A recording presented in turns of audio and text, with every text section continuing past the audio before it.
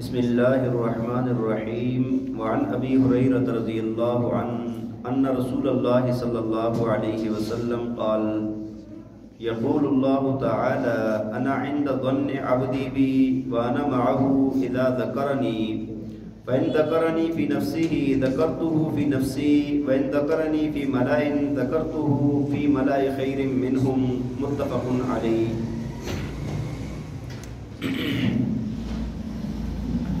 توجہ فرمائیں، حضرت ابو ہریرہ رضی اللہ تعالیٰ عنہ سے روایت ہے، وہ فرماتے ہیں کہ رسول اللہ صلی اللہ علیہ وسلم نے فرمایا کہ اللہ تعالیٰ فرماتے ہیں کہ میں اپنے بندے کے ساتھ اس کے گمان کے مطابق فیصلہ فرماتا ہوں، جیسا میرے ساتھ گمان رکھتا ہے ایسا اس کے ساتھ میں معاملہ فرماتا ہوں۔ اور فرمایا کہ جب وہ میرا ذکر کر رہا ہوتا ہے میرا بندہ تو میں اس کے ساتھ ہوتا ہوں۔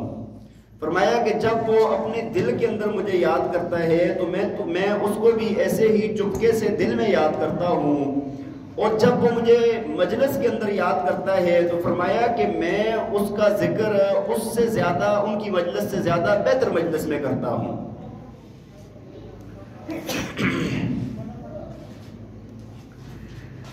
بھائی اس روایت کے اندر پہلی بات یہ فرمائی گئی ہے، اللہ تعالیٰ فرماتے ہیں کہ میں بندے کے ساتھ اس کے گمان کے مطابق فیصلہ کرتا ہوں۔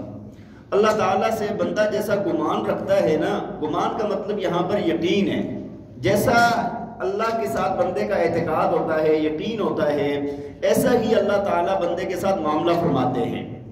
ایک روایت کے اندر آتا ہے، فرمایا کہ قیامت والے دن اللہ تعالیٰ ایک بندے کے بارے میں فرمائیں گے کہ اس بندے کو جہنم میں ڈال دو۔ اس کو جب فرشتے لے کر جائیں گے تو وہ عرض کرے گا، یا اللہ مجھے آپ کی ذات سے یہ گمان تو نہیں تھا۔ اللہ تعالیٰ فرمائیں گے اس کو واپس کر دو، اور اس کو جنت میں بھیج دیا جائے گا۔ تو جو بندہ اللہ سے مغفرت کی امید رکھتا ہے اللہ تعالیٰ اس کی مغفرت فرما دیتے ہیں، ہاں اس طرح کے کام بھی کرے ساتھ۔ اور دوسری بات جو فرمائی ہے بڑی اہم ہے، فرمایا کہ جب بندہ ذکر کرتا ہے تو میں اس کے ساتھ ہوتا ہوں، اور فرمایا کہ جب وہ میرا ذکر دل کے اندر کرتا ہے تو اس کو میں دل میں یاد کرتا ہوں، اور جب مجلس کے اندر مجھے یاد کرتا ہے تو اس کو میں مجلس میں یاد کرتا ہوں۔ دیکھیں بھائی، عبادات اللہ تعالیٰ کی جتنی بھی عبادتیں ہیں نا، ان میں سے ایک بہت اہم عبادت ہے اللہ کا ذکر کرنا، جو آج عوام اور خواص میں سے بہت کم لوگ ہیں جو ذکر کی اہمیت کو جانتے ہیں کہ اللہ کے ذکر کا مطلب کیا ہے۔ کہتے ہیں ساری چیزیں ذکر ہیں، ساری چیزیں ذکر الگ ہے، لیکن اللہ کا جو نام ہے، اللہ کے نام کا ذکر جو ہے اس کا درجہ الگ ہے۔ ہاں وَذَكَرَ اسْمَ رَبِّهِ، اللہ کے نام کا ذکر کرنا، بات سمجھ آ رہی ہے کہ نہیں؟ تو جو بندہ جس کو اللہ تعالیٰ اپنے ذکر کی توفیق عطا فرما دیتے ہیں نا، وہ بہت اونچے درجے کا بندہ ہوتا ہے۔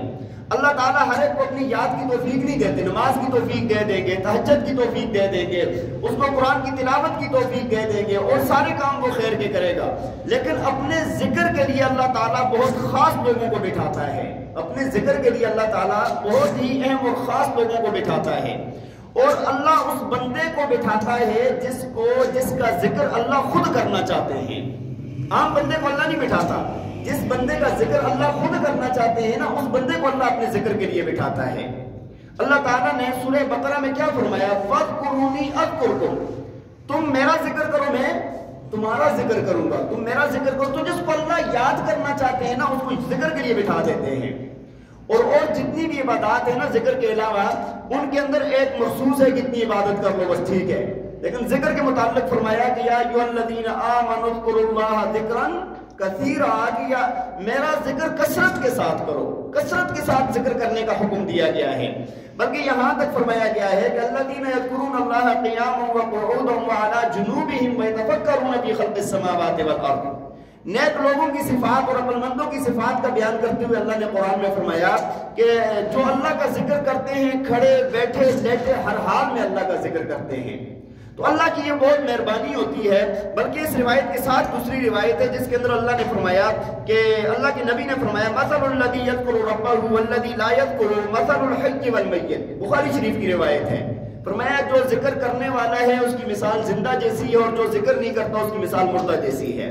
تو اللہ تعالیٰ جس کو یہ نعمت عطا فرما دے تو اس کو شکر ادا کرنا چاہیے. بات سمجھ آ رہی ہے؟ تو ذکر کی اہمیت کو بعض لوگ بڑے آرام سے کہہ دیتے ہیں یہ بیٹھ کے اللہ اللہ کرنے سے کیا ہوتا ہے، بیٹھ کے اللہ اللہ کرنے سے بہت کچھ ہوتا ہے. بات سمجھ آ رہی ہے کہ نہیں؟ بیٹھ کے اللہ اللہ کرنے سے بہت کچھ ہوتا ہے. وہ ابو علی سینا بہت بڑے حکیم گزرے ہیں، وہ ایک بزرگ کی مجلس میں گئے تو وہ بتا رہے تھے کہ اللہ کا نام لینے کی یہ فضیلت ہے، یہ فضیلت ہے، اس کا یہ اثر ہے، یہ اثر ہے، بہت سارے فضائل. تو ان کو یہ جب آیا، بڑا بندہ تھا، اس کو ساتھ کرسی پر بٹھایا بڑے احترام کے ساتھ.